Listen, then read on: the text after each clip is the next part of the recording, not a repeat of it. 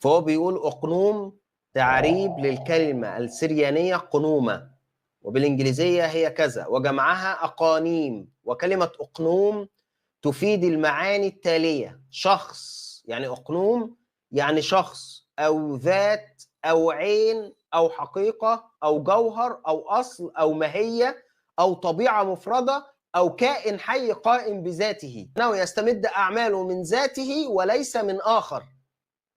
تمام؟ بعد كده بيقول: ولاحظ أن من الخطأ القول بأن الأقنوم هو صفة ذاتية لله أو صفة ذاتية في الله. فالسيد المسيح أقنوم الكلمة الابن ليس مجرد صفة.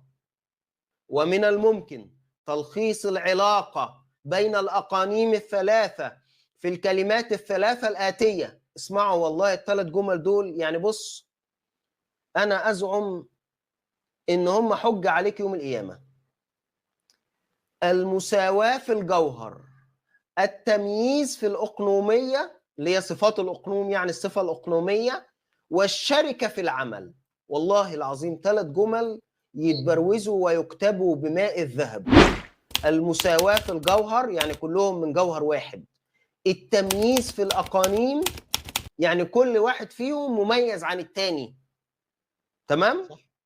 والشركة في العمل يعني كلهم مشتركين في العمل الواحد.